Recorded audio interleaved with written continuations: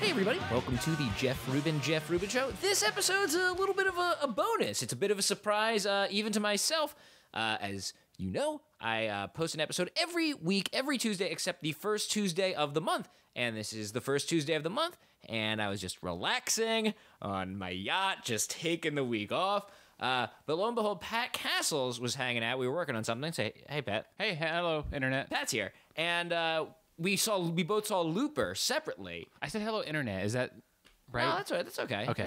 That's them. Yeah. So we both saw Looper separately, and we started talking about Looper, and I was just like, I wish I had a microphone in front of you right now, and then it occurred to me that I do. So I thought, let's just record the conversation, and no one's expecting anything this week, so very casual-like. Let's just we have to talk about Looper anyway. We might as well record the conversation. Well, exactly. I think we kind of realized we were sitting down to work together, and then it was like, oh, wait a minute, we've both seen Looper and haven't talked about it yet. Yeah, we gotta have the Looper conversation. I had a similar thing with our friend Adam today, where it was like, oh my God, we've both seen Looper. There's no one here who hasn't seen it, so we're no spoiler situation. Adam was on the podcast on the Metagame episode. That was Adam. Of course, yeah. So, but that's the thing about Looper, is it is the kind of movie that after you see it, you got to talk about it a little. A lot of buzz. And we're going to get into the spoilers. Before we get to, discussing the movie, because I think it's the kind of movie that you need to, talk about in detail. You need to talk about what happened with it. Although it's not that... we won't talk about it. Don't worry, audience. We're not going to do spoilers. What do you think? I think it's the kind of movie... Before we get to the spoilers, would you recommend seeing it? I'd certainly recommend seeing it. I would, yes. You notice how we both had a little reservation about that. I didn't love it. Yeah, I didn't love it either, but at the same time, if you're thinking about seeing Looper, go see Looper. It's a great movie,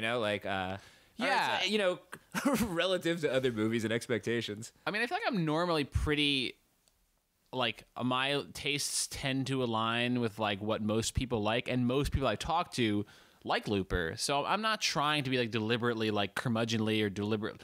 I just, I guess we can't go into too many specifics. All right, well, let's get in. So that's our very thorough... Well, I think, just to live in this non-spoiler space for a second, I think maybe the reason we're both... I think maybe you a little more than me are, cautiously not huge fans of it is that, I think we both have a lot of respect for movies that try something different, are clearly the work of one person's voice. And this is that movie. Yeah. And also that director is he's had a great, I feel like there's a lot of energy for that director. I think The Brick has something of a cult classic now. That was kind of the movie that, at least for me, reintroduced Joseph Gordon-Levitt. That was the first time really I'd seen him since Third Rock from the Sun, and I'm sure he did other stuff around then, but at least for me, and I think for a lot of other people, that was the movie that made me realize that we were going to be dealing with Joseph Gordon-Levitt for a while. Yeah, I guess he definitely deserves... is it Ryan Johnson? I should probably know how... I'm probably losing a lot of... It's either Rian or Ryan Johnson. I was just listening to the AV Club podcast, and they weren't sure either, and one of them had interviewed him, so I feel... Oh, no! I think it's possible... That wasn't the AV Club. That's another podcast I listened to about Looper. It was Darren Franish, who's also been on the show, who we talked about Breaking Bad. He talked about Looper on his podcast. You only have people on the show that were planning to watch Looper. That's everyone who's been on this. It wasn't planned that way, but I bet most guests of this show have seen Looper already, and it's only been out for a weekend. But yeah, I think it's Ryan. It's possible someone just started the. It seems pretentious that someone's just it's actually Rian Johnson. Yeah. Anyway, he deserves credit for nothing else of seeing Joseph Gordon-Levitt and being he will be him. And as we discussed on that Breaking Bad episode, you and I both also saw and liked what's it called? Well, I can't remember the name already. Premium Rush. But even though we both liked Premium Rush, I think we both probably enjoyed Premium Rush more than we enjoyed Looper. I think we both recommended it more enthusiastically. Definitely. But it's not a movie you can really talk about, whereas Looper is a movie that you're going to have to chew on both. You got to let it simmer in your own head, and you want to talk about with other people who've seen it. I'm never... I really don't like saying... I don't like pretending... I hate the phrase guilty pleasure. I don't like being I don't care what anyone says. I like Star Wars or whatever. I really don't like having that attitude. I tend to think that most people have good taste or whatever. But I think you and I are the only people in America who liked Premium Rush. I've talked to a lot of people. I've talked to a lot of friends of mine who are bike messengers who love trashy action movies. That are bike messengers? We live in New York. I have tons of friends who are bike messengers, and they didn't like it. And I have friends who love trashy action movies. They didn't like it, and it baffles me. I'm like, how do you not? That's the thing. It was such a crowd pleaser. I felt like how do you not like this movie? I can understand not wanting to see it, but once you see it, I certainly think you'd like it. Because I think last time we talked about it on the show, we were like, we both wondered what would bike messengers think of this movie. And someone tweeted at me and they said, I'm a bike messenger and I'm friends with all these bike messengers. We're going to see it and I'll let you know how it goes. And I was like, definitely. I really want to know. And then he went to see it and he was like, yeah, we all got drunk and kicked out of the theater. And I was like, perfect. That's exactly how I thought it was going to go. Having seen Premium Rush, that's the bike messenger lifestyle. That's what Wiley would do. Even though I enthusiastically recommend... Wiley is the protagonist of Premium Rush. I was like, yeah, everyone knows Wiley. So even though I enthusiastically recommended Premium Rush, and I'm less enthusiastic about recommending Looper, I'm definitely more excited to talk about Looper, and I think Looper's like a movie that'll probably stick with me a little longer, you know? Mm-hmm. Like, I was already having trouble remembering the title of Premium Rush. Well, interesting thing about Premium Rush and Looper, both the products of original screenplays from a writer-director, which is pretty rare for mainstream movies this year. And, actually, Joseph Gordon-Levitt he's kind of exclusively worked with writer-directors, because 500 Days of Summer, I think, was writer-director. Mm-hmm. Wait, that's not true. I think that's true. I don't know. Sure. Internet will correct me if I'm wrong. Yeah. No, it wasn't, because Mark Webb directed it. Yeah, who wrote it? I don't know, two dudes. No. Sorry, but Premium Rush, Batman. This is what happens on it. This is a bonus episode. This isn't planned, guys. This is just what happens. Mistakes are made. Right. But can we just make this a Premium Rush podcast? Actually, at this point. Okay. No, we're not going to do that. Let's talk about Looper. A lot more chilling with Looper. So I can't believe we got 2 podcasts worth of conversation out of Premium Rush, though. What was the first one? Well, last time we talked about it on a Breaking Bad one. Oh, we did. That's right. Yeah. That's right. So Looper. All right, let's get into spoiler territory for Looper. Right? I think we're ready. I think that's good though, because I'm a little nervous that I think this is extremely likely that Joseph Gordon-Levitt is going to listen to this podcast, and when he does, he's gonna be like, "Well, screw you, man. Looper was good. How dare you criticize my movie?" But he'll be like, "Oh, but you guys are like Premium Rush, so okay, I will get a beer with you." Yeah, he is. He's out there killing it. Like he's obviously making very deliberate choices to be in good movies, like Premium Rush. Yeah, it was a Premium Rush. All right, so we're getting into spoilers. I think, say what you will about Looper, it's like an interesting movie with a lot of interesting thoughts. But the thing is, I couldn't not be bored during parts of it. Like, it felt a little slow at times. And, I guess the thing... We're in spoiler mode now? Yeah, I think this is it. We're crossing a spoiler. So if you haven't seen it, pause this, go see it, come back and listen now. Okay. So the thing that was surprising about the movie, everyone knows the premise, and it takes, this is not a spoiler, because this is, how they're selling the movie. It's, a full third of the movie before Bruce Willis comes back and escapes, his loop. And, right. And just Gordon-Levitt has to chase him down. That's, a third of the movie before that happens. So I think the real surprise that people didn't know was coming in this movie was the whole third act, which is this farm thing. Mm-hmm. Yeah. And a lot of, I think, how you feel about the movie will hinge about how you feel about the farm scene. Yeah, or the farm act. Yeah, I mean, it definitely was a interesting choice to set a movie set in the future with all these really cool potentials for things on a farm in Kansas. Which I think is definitely a cool choice, and I don't. That is not even my main beef with the movie. Although there were times when I was kind of a little anxious for more exploration of this world he had set up. There were certainly interesting, there were interesting, themes set up there, and, I think I appreciate what was going on there, but I just, was just a little bit less, I found myself drifting in and out of the movie, whereas, in the first third, I was, really, wanted to hear about everything that happened next. And I think that,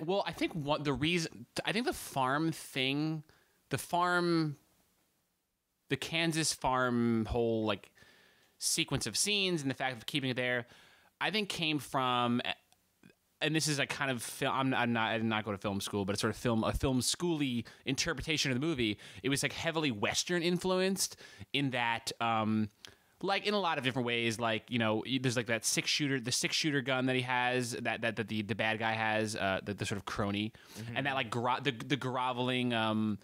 That the one character who has that 6-shooter is sort of this groveling, pathetic character who's very much of an archetype in a lot of Westerns. Yeah. And then also, I think, but also but just setting on this like Kansas, very pastoral Kansas farm where this stranger comes into town and kind of meets this prairie woman with a shotgun. And then the thing that the cue for me was her chopping, Emily Blunt's always chopping that stump with the axe, which is very much there's a movie called Shane, which is a Western from back in the day, and that there's a stump that they have to pull out that's like a motif.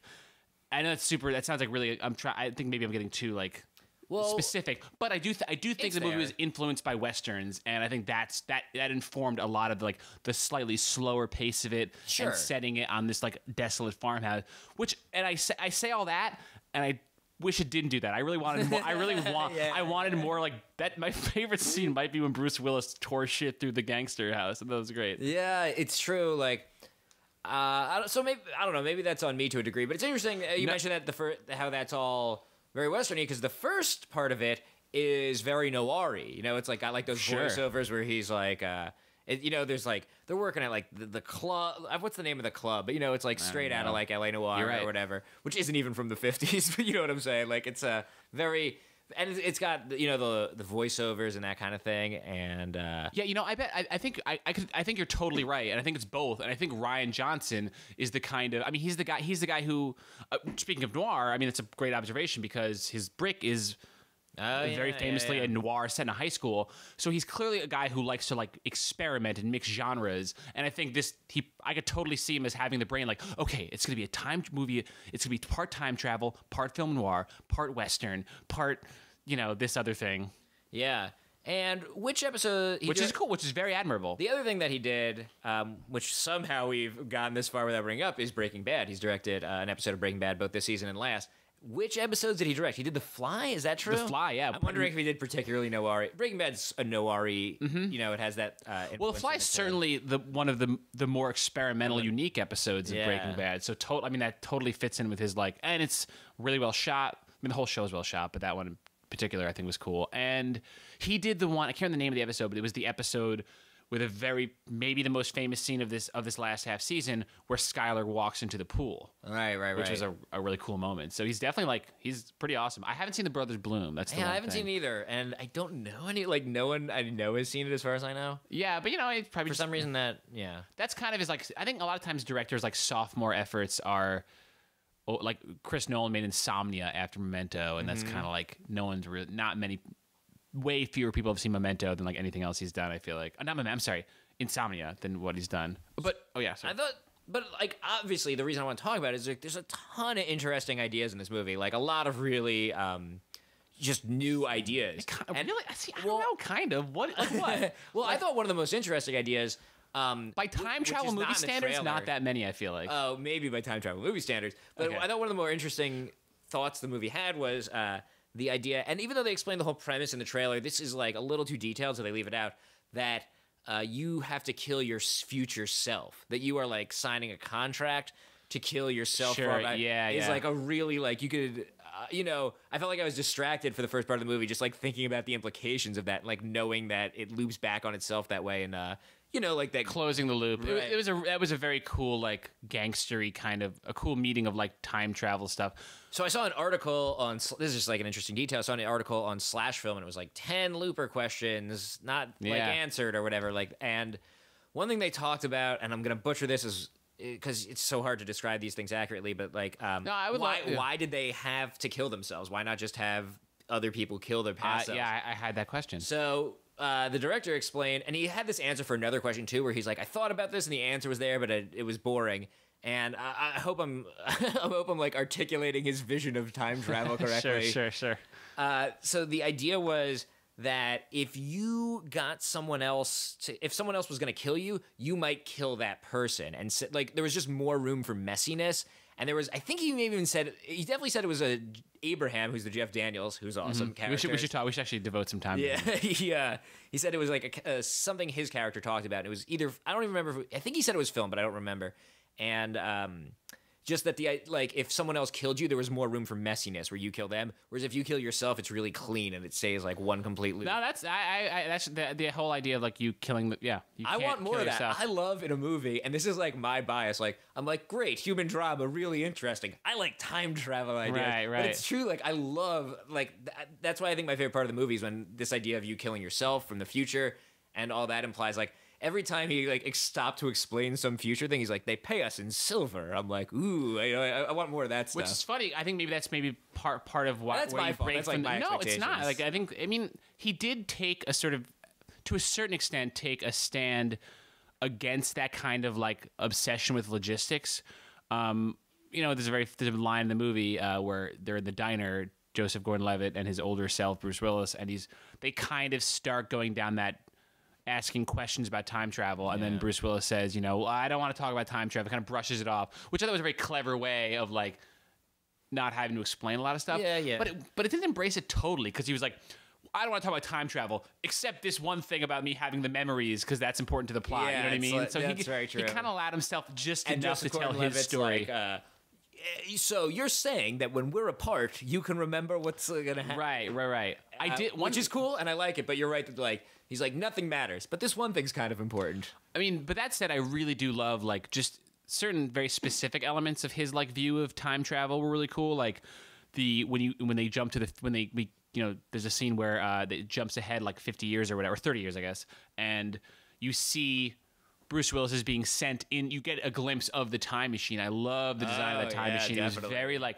I feel like it's like, in some ways, it seems like the most realistic time machine I've ever seen on film. It's just very, like a baddie sphere, which is a word I only know from BioShock. It's just like a dome with tubes and stuff. yeah, and just like brass piping coming off of it in all directions. It like which is perfect. It looked like the way a machine that like breaks space-time rules would look. And a second thing I really loved is how when someone appeared from the past, there was no like Terminator style lightning bolts or like morphing of space-time. They just like appear in an instant, like which somehow almost seems more realistic to me of what time travel might be. Because No. It's definitely the energy ball, like Terminator. I'm just like I don't know. I just think it would be like. I think you're probably right, but that energy ball of Terminator is totally awesome. How it like takes off like that rounded corner of it. Yeah, that's just James Cameron Totally. being cool. Actually, it's funny you say we got to Terminator because there's No, actually he's still like it's in a ball. It's like a sort of a similar thing where Yeah, like you're dome. like trapped in a little time ball of some kind. yeah, and so and it's also not you're sent alone. You're not sent like with the machine. It's not like the time H.G. Wells time machine or something.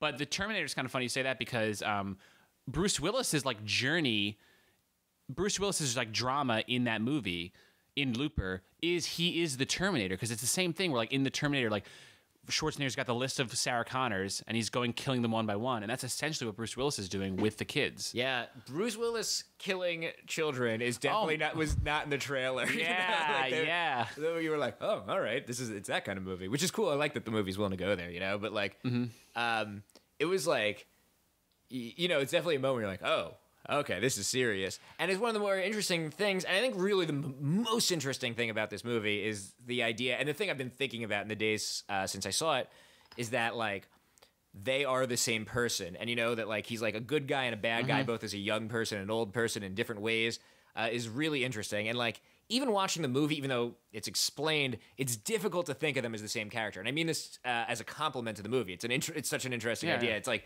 difficult to appreciate that one grew up to be the other. Yeah. But when you think about that and look through the scenes through that lens, I think there's a lot of. I think that's probably what the movie will be remembered for, like this interesting relationship between him and his older self. That said, I think probably the weirdest. I honestly think this is one of the weirdest decisions I've ever seen in a movie. Making Joseph Gordon-Levitt look like 10% more like Bruce Willis the entire movie. I think it wasn't necessary. One of the strangest decisions. Because on one hand, the thing I just said, like the whole crux of the movie is this idea that like he is the same person, and like that had to be reinforced. But I don't think that helped do that necessarily. It's a little distracting just because you know what Joseph Gordon-Levitt looks like. You've got his Bop poster on your wall, Right. So you know the contours of his dreamy fit. You know what he looks like. So it's like a little bit distracting. I don't know that it helps bridge that gap, which is difficult only because it's such an interesting idea that he is the same person. And also, Bruce Willis isn't even in the movie that much. Like, he's top billed because he's Bruce Willis, but it seems like it would have been way easier to make Bruce Willis look a little bit like Joseph Gordon-Levitt. Yeah, it's also even if they didn't give either of them any prosthetics and just said they were both the same person, I don't think it'd be the most. It would not be the most egregious example of like future past selves looking different in movie history. I can't think of the specific examples, but I think I've seen a movie where like Eric Stoltz plays like, you know, a younger, sprightlier Abe Vigoda or something like that. Right. Even within the same movie, Paul Dano's older self is not an older Paul Dano. Like, even within this one movie, like, they were like, well, we can't do this twice. We know this is a little silly. We went to that scene, that I thought sequence. That part was awesome. And also one of the best parts, one of the, like, new, original, like, you've never seen a scene like that. Obviously, it doesn't hold up. The scene where he's like disintegrating as he walks. There's that movie. Did you ever see Frequency? That Dennis Quaid movie. I have. That's a great movie. Yeah, there's a scene it's kind of, there's some time travel stuff in that, and there's a scene where like it's that weirdly literal. I feel like it's not how time travel works though, but whatever. It was a fun sequence. Well, it's not time travel, I believe. And I saw the movie once in theaters, by the way, would be declaring it a great movie. Where I believe he's broadcasting into the past. So no one's time traveling, but they're changing the past. Right. And specifically, I just remember there's a big fight scene in the future, in the present. Jim Caviezel's fighting this old guy who's like a murderer in the '60s, and like, but back in the '60s, they're all his dad's fighting the same character, and like he chops his hand off or like burns his hand off. I don't know, whatever. But to go back to the Looper, I'm sorry. That was an awesome scene and very horrifying. What did you think of the fact that the movie had telekinetics?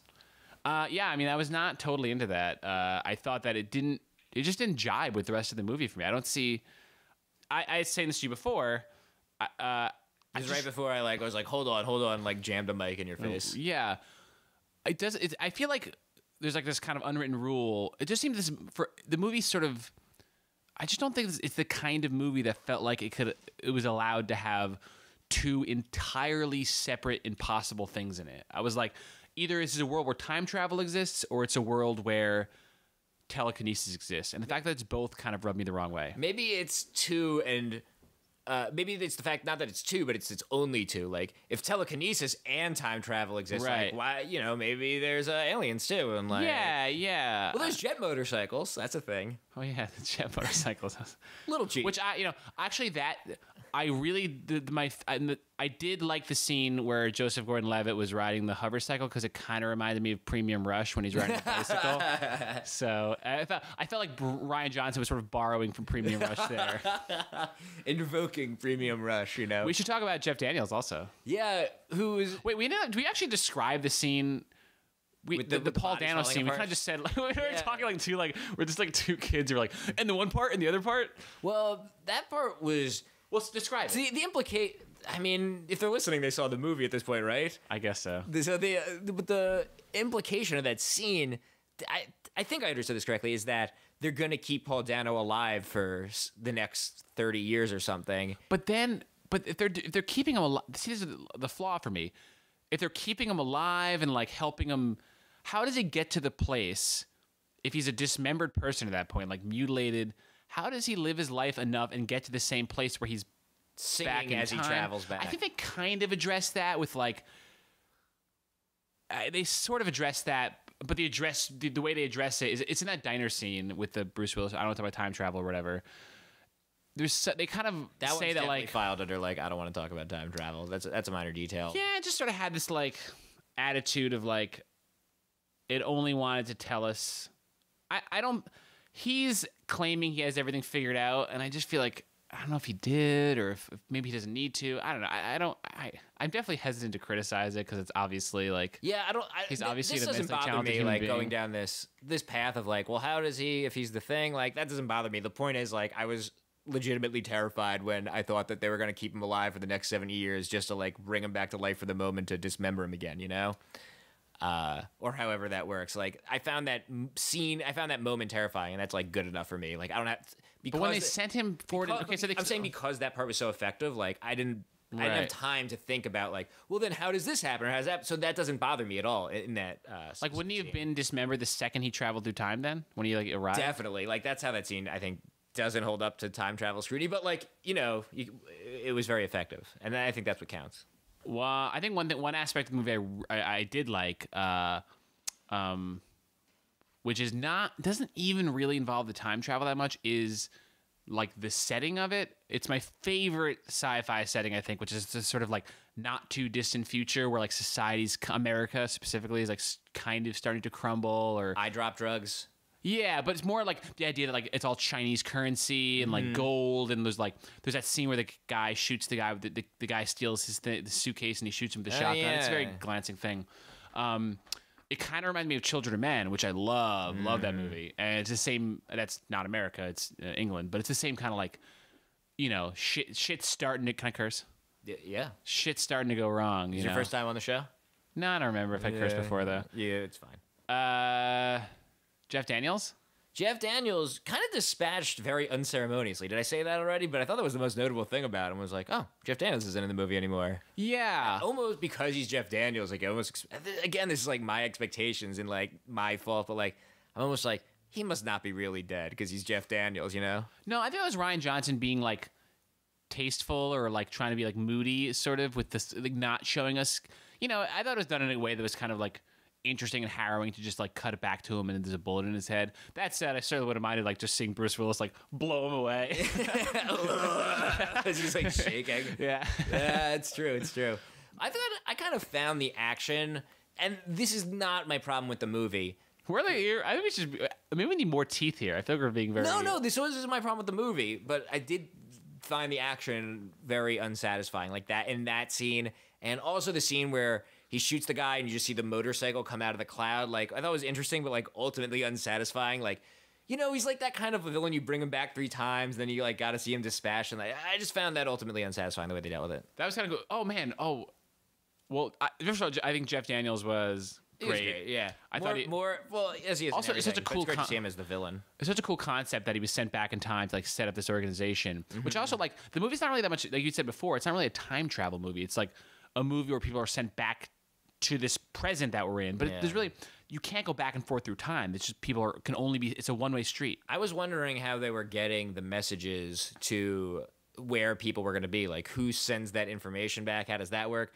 That is the kind of shit that I would like. I love those details. Like, please explain it to me in a promotional graphic novel. I'd love to hear all about it. Right. I mean, that's not what the movie was interested in serving, which is probably the correct answer, to like serve this human drama instead.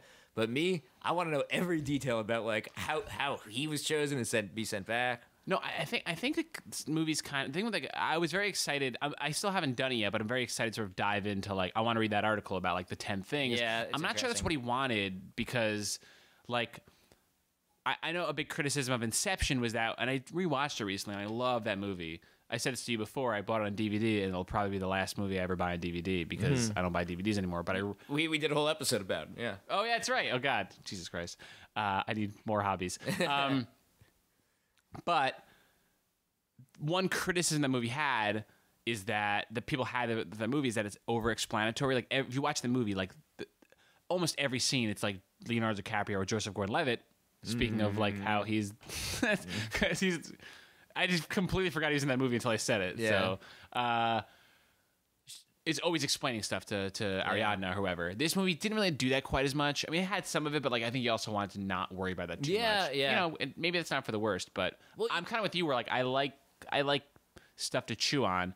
You know what the thing is, there's this whole part of the movie we haven't talked about yet, barely talked about, which is the farm scene. And maybe the fact that we haven't talked about it yet says something, but like this whole thing, like we haven't talked about the kid. The kid, the blunderbusses. That movie loves blunderbusses. It thinks I love blunderbusses way more than I actually do. Like, yeah. They name check it a lot. Yeah. But the guns were just gats, which is kind of interesting that like that gat has become the standard word for gun. But they love the word blunderbuss so much, you definitely thought the guns were going to be like wobble wobbles or something like that. Were they invented specifically for loopers, or? I think it was just like the evolution of the shotgun. Yeah. All right. What about the kid, though? The kid's like a major character. He's like probably the third most important character in the movie. Maybe even the second. I mean, if you only count Joe and Old Joe as one character. Right. So in the movie, there's this telekinetic kid who's like sort of has this insanely powerful telekinetic powers, and he's kind of like quasi-evil. I definitely allowed for some really, really awesome like visuals, some really awesome like emotional moments. You know, I mean, that scene where Garrett Dillahunt from Deadwood, also from Raising Hope, he's hilarious in Raising Hope, gets like, I don't know, I want the word, unblooded. Yeah. I was so angry they did not show like his entire death. Like, I don't know. There was like one really artful shot of like all the blood leaving his body, which reminded me of a lot of things. Akira is one. Those are like X-Men 2 is another when Magneto like pulls the blood out of that dude. Just the idea of pulling blood out of someone. I got the sense he was just like, it was not even the blood. He was just like, I definitely that Akira anime style of just like ceasing to be a physical object anymore. So I mean, stuff like that was certainly cool to see and like done very well. And it reminded me a lot of like Children of the Corn, or like a lot, or like The Omen. And I think I heard that on one of the two Looper podcasts. I think Darren brought this up. That Twilight Zone with the cornfields, where he's sending people out of the fields, just like the farm plus all powerful kid that everyone's kind of afraid of. Yeah, again, maybe it's just sort of Ryan Johnson just sort of bringing in all these different elements and stuff. But it didn't seem to just have a. It just seemed like he didn't need to be telekinetic. I guess he needed to be telekinetic because they say, oh, this Rainmaker guy, somehow, we don't know how, had the ability to like take over all the criminal syndicates and like and is dispatching all the loopers. I assume that was time travel related, and it still might have been, you know? I mean, I guess... No, I thought it was more...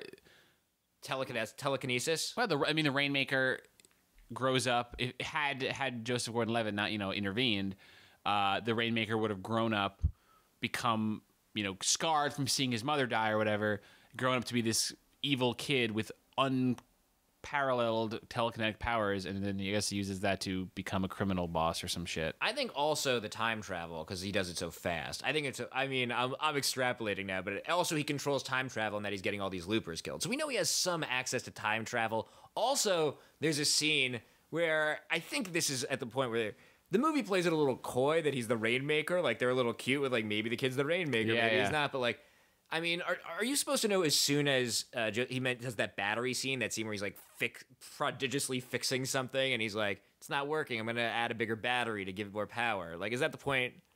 I don't know. I mean, I was like, not at that point. I was like, oh, he's the Rainmaker, but then the movie was like being a little, trying to be a little coy about it. I just wasn't even thinking that much about the Rainmaker at that point. Maybe that's probably my. I don't know. Sometimes I'm a little slow. Dude, you gotta keep your eye on the Rainmaker, man. This is not me like gloating like I've deduced the child's identity. Like, no, this is just as I reacted to the movie, I think that made that last. I was a little. I don't know. That just made that last part a little less enjoyable. Emily Blunt was great. Yeah, she was really good. I thought she was great, but despite what I'm saying about this whole part of the movie, totally. I mean that scene where Garrett Dillahunt gets like unblooded was great. I come back to that. I mean, yeah. I mean, there's. What did you think of the end of the movie? And if you are still listening, like, there's like one thing left unspoiled, and like almost everything except the telekinesis could be extrapolated from the trailer, except there's one final detail. So, what did you think of the end, where young Joe ultimately decides to kill himself? I thought that. Did you find that satisfying? Not really, because to me, it didn't really break that much from other sci-fi movies or time travel movies I've seen, in the sense of like, I can't say that I've seen that before, but my one rule for this movie before I saw it, the one thing I really hoped didn't happen, I didn't want to hear like the phrase "you can't change your destiny," because that's sort of like every piece of science fiction time travel ever done. Yeah, and it didn't say that. I don't think they said that, but that ending kind of had. It felt like in the same like ballpark as that, I think maybe I kind of wanted a time travel movie where it's like they're not really worrying about that. Like, I think maybe that's why I responded more to like the just dude being dismembered piece by piece, where it's like they're not really into like the moral or like ethical or like cool psychological like quandaries of time travel. It's just more like, dude, imagine if time travel existed and you chopped off his hand, this would happen. Yeah. I sort of had a kid. I think people will walk away from this podcast having so little respect for you or I. Yeah, we're basically we're trashing this man's like epic masterpiece, and while praising the Bike Messenger action movie. Yeah, it's true. I mean, like, I'm trying to I mean, I'm trying to tell you, like, I don't like to say if a movie's good or bad. Like, I think a greater service is to say who you would recommend the movie for. Like, what if you like this in movies, you like this. You know, I don't think it's a matter. Like, this isn't a movie you can just be like 7 out of 10, done. You know, like it's a movie that requires being discussed. And I always say, I'm sure I've said before on the show, that what I really look for in every movie, the best thing, all you can ask for is something you've never seen before. And this movie has that. There's stuff you've never seen before in this movie. So I ultimately, I think I did like it, but like, it's so ambitious that saying I like it implies so much that I want to be like, I liked it, but I didn't love it. Yeah, and it's obviously, it's cool to have a new, like, this writer, not new, I mean, he's, but a writer-director who clearly has, like, a strong visual style. And is successful, so, I think we're going to see more. I think we're going to see more it was second, it was after Hotel Transylvania. Yeah, so, but, like, this is, like, a heavy, this is a heavy sci-fi movie. This is a thinker. Totally. It's like a grown-up movie for adults, which is also how I describe The Master, which is like really like that's a grown-up movie for adults. And there's not even any time travel or anything. Yeah. There's just people. No, you travel billions of years into the future in that movie when you are audited. Right. So I regret bringing up The Master. We can't get into The Master. No, of course not. But along the connection, I think the thing there is, like, I would imagine I was young when I think I was 1996 or something. I was not quite old enough to be there for, like, the birth of Paul Thomas Anderson, but I imagine there's, like, the same amount of excitement for Rian Johnson that there is for Paul Thomas Anderson. Just a very young, very talented writer, director, auteur, who is doing cool visual stuff. They should let, like, everyone that makes an episode of Breaking Bad make a movie. Yeah. Just like anyone that touches Breaking Bad should get to make movies. Just nonstop. Definitely. Okay. This is a quick one. I'm just going to dump this on my computer and post it tonight, so you're sticking around for the outro. But we actually have something to plug together. We are doing a show together next week at You're looking at me like you have no idea what I'm talking about. I'm sorry. We're doing a show at Comic-Con next week. We are? Do you know the date? I don't know it offhand, but it's the weekend of Comic-Con. It's the weekend of Comic-Con in New York. Comic-Con. Friday night. I don't know what the date is, but if you're going to Comic-Con, you know you're going. And that Friday night, Pat and I are hosting a College Humor live show. Yeah, which you should all come to if you live in New York. Even if not you live in New York, come. Mike Drucker, who has also been on this podcast, and I'll bet you have seen Looper, will also be on the show. Mike Drucker, who was on the Mass Effect 3 episode, he's going to be there. It's going to be really fun. And then the next afternoon... And also Mike Trapp, who is a very talented sketch comedy writer. From College Humor. From College Humor, will be doing a sketch. So then also the next day, the Saturday of Comic-Con, what are we doing? We're doing a panel. There's like a College Humor / Dorkly panel that I am moderating. I am moderating this panel. I will be asking questions to many of my coworkers, including Pat and Caldwell, who's our illustrator, going to be there. Susanna, who's the managing editor of College Humor. Who else is going to be there? Ton of people. Just loads of people. So come. Andrew Bridgman, who's the editor-in-chief of Dorkly. That panel is Saturday afternoon, College Humor Dorkly panel. I don't know, it's like 2 or 3 or something. I'm sure if you're at Comic-Con, or if you are at Comic-Con, you have access to the internet and you can figure out when this panel is. We don't know at the top of our heads. And also, I got one more. I'm doing a panel immediately after the College Humor one. I'm like running down the hall and moderating the panel for King of the Nerds, which is a new show being produced, and they will be there. Get ready for it. Robert Carradine and Curtis Armstrong. That's right, Lewis and Booger from Revenge of the Nerds. And they produced a show, and I'm moderating that panel too, and they're screening it, and I'm very, very much looking forward to that. What an honor. I know, it's like, it's great because also, like, in the listings, for whatever reason, they listed it as Curtis Armstrong, Jeff Rubin, Robert Carradine. And I like that, like, I'm in the middle of them. Yeah, it's like your dreams finally come. You and Booger. We're a trio, We're a trio. So come to Comic-Con, we'll be all over the place. Show Friday night, College Humor Dorothy panel Saturday afternoon, King of the Nerds panel Saturday afternoon. Thanks for listening. I am on, Pat, I'm so sorry you have to be here for this. I am on Twitter at Jeff Rubin Show, Tumblr, jeffrubin.com, youtube.com/JeffRubin, and of course there's the Facebook fan page. Pat, you want to slide one in there? See, it's not such a big deal. You just... No, it's... You just say it. I guess I have a lot of those things too. Man, I don't know. Just say it, man. at Patrick_Cassels. I'm going to leave it at that. I love the underscore in there. It made it so pathetic. Yeah, I don't know why. It's fine. Okay. Well, thanks for having me. Yeah, man. this was fun. Looper. We had to do this anyway. I hope anyone else enjoyed joining us for it. I mean, yeah, definitely it felt healthy. Like, we had to talk about Looper. We certainly talked about it. Converse. Done. What's that? I mean, a testament to the movie. Like, there's not many movies we would do this for. Totally, exactly. That's what I'm saying about the movie. Like, I think talking about it, actually, this conversation made me like it even more.